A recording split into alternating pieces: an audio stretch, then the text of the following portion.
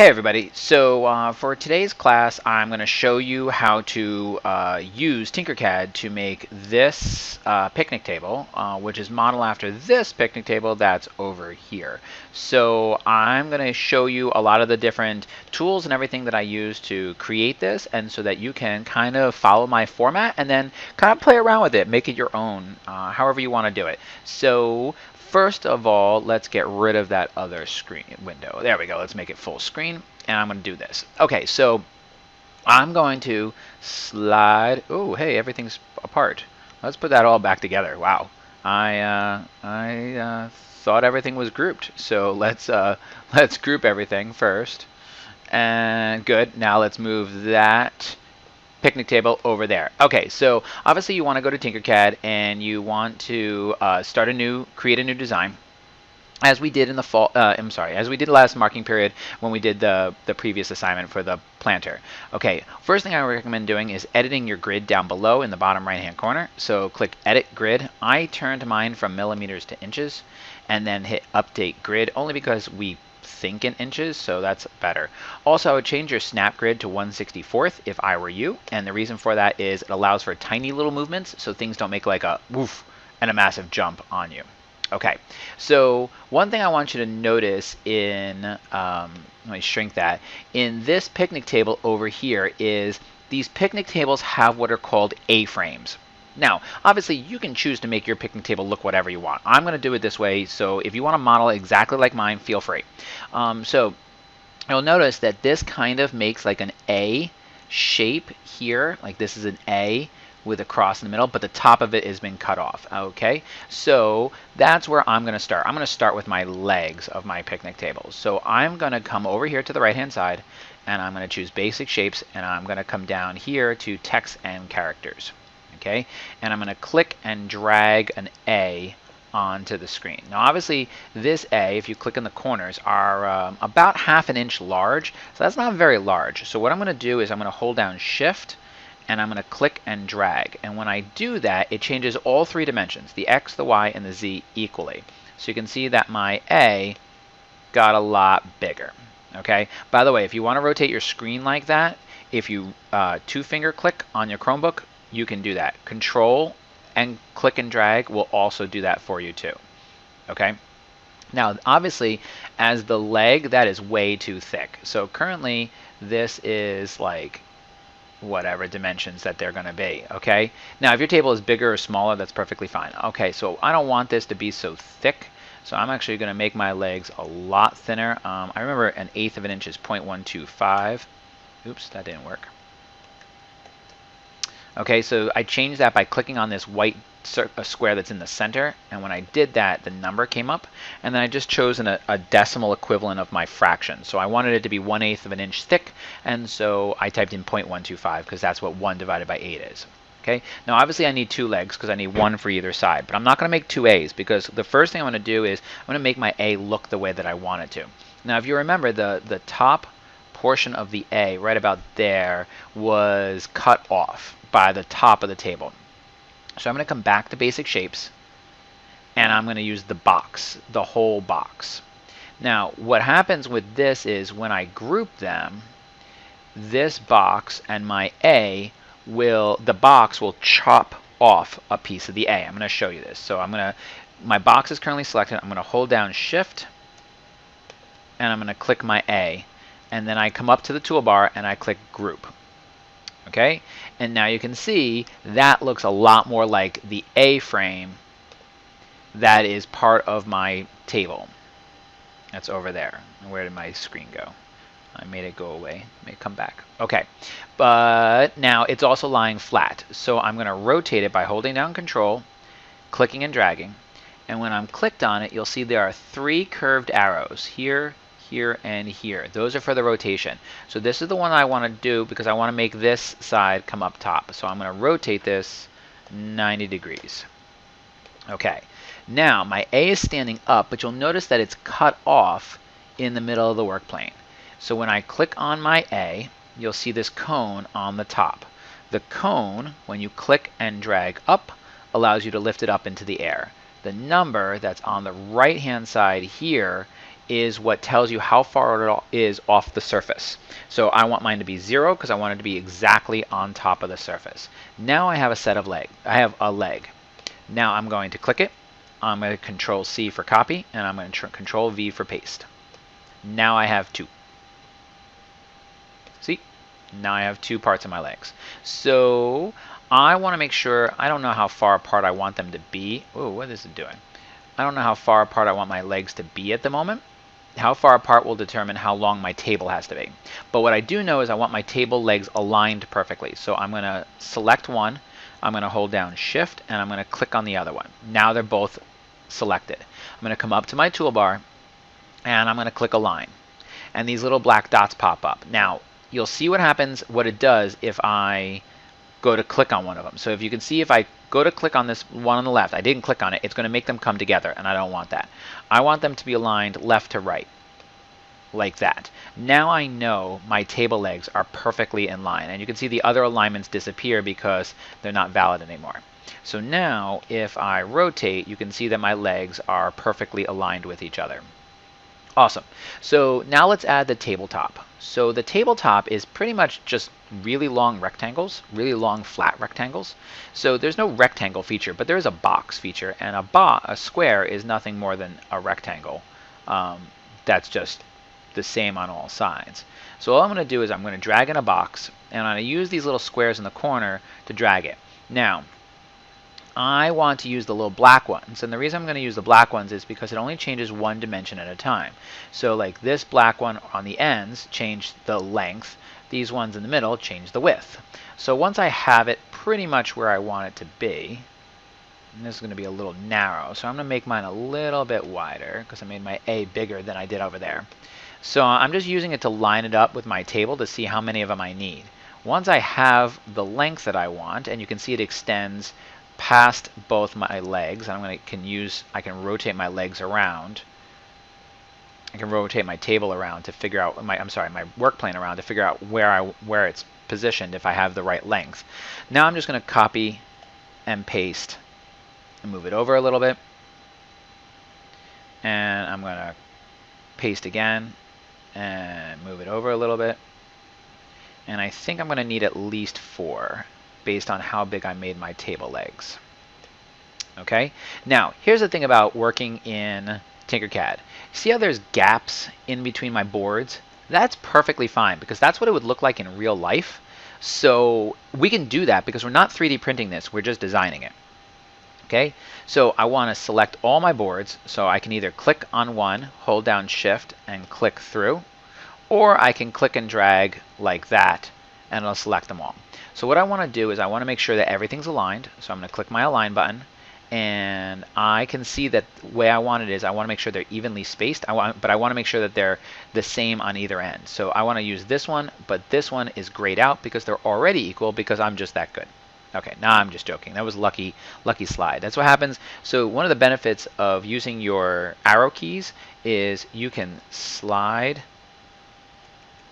your things around without having to click and drag, and then you know if they move exactly left to right or exactly front to back. And I'll use that a couple times during this tutorial. So now I'm going to select all 4 of my boards, and I want them to move as one. So in order to do that, I'm going to group them, and that's up on the toolbar, and I click Group. Okay. Now when I do that and I use my cone, I can now lift all 4 boards at one time. Now I want to make sure that when I lift my boards, I lift them to the right height, because I want them to slide onto my table. So now my boards are about the right height. I'm going to use my arrow keys, and that's why it's moving so smoothly. And you can see that my mouse is not moving because I'm using my arrow keys to move my boards around. Okay, so that's not, so first of all you can see that they're hovering. So they're a little too high, so I'm going to lower it back down a bit. And I'm going to use my left to right keys to kind of get them into about the position I want them to in. Now, I'm not going to just eyeball this. I'm going to do this right. So what I'm going to do is I'm going to do 2 things first. One, I like where my legs are right now, so I don't want them to move. So what I'm going to do is I want them to keep them in the same spot at all times. So I'm going to click on one, Shift, and click on the other, and I'm going to group them. Now that makes sure that these legs will not move apart from each other. So now I can click and drag them and they will move together. Okay, so now my tabletop moves as one and my legs move as one. Now I'm going to select again. So my legs are already selected. I'm going to click Shift. I'm going to click on my tabletop. And I want to use that align feature again. And I want to make sure that my legs, my tabletop aligns front to back and left to right. And now I know my legs are perfectly centered evenly on my table, front to back and left to right. I do not want to do up and down because that would be weird, because then my legs will poke through my tabletop. Okay, so that made my table. Now in the case of, I'm going to do this one a little bit differently because I want to make a separate bench this time. So you can see on this one on the left, what I did was, and you can actually see it running through, in order to make an attached bench, I just took a rectangle and I flattened it front to back instead of flattening it top to bottom. And I lifted it in the air and I ran it along the A-frame. Sorry, that whipped around really fast. That went a lot bit faster than I wanted to. You can actually see, whoa, where did my model go? There we go. You can actually see it right in here. You can see the line of that bar that comes across. Okay, but I don't want to do that this time. I want to make a separate bench. So I decided I'm going to do something a little bit different. I actually was thinking about this earlier, and I want to try and do an Xframe for the legs. So W, of course, it's on the next screen, X. So I'm going to make my legs, and again, you are welcome to do the same thing if you want to, or you are welcome to make something totally different. So I'm actually going to rotate this guy first because I want to see how tall they are. And I'm going to lift it up in the air just like I did the A-frame.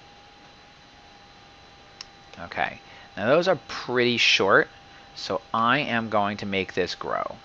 So I want this to grow up like this, but I don't want it to grow left to right because I think that is wide enough left to right. Again, we don't really care that the dimensions are right or wrong because we are not going to build this in real life. So if it's too thin or too thick, that's perfectly fine.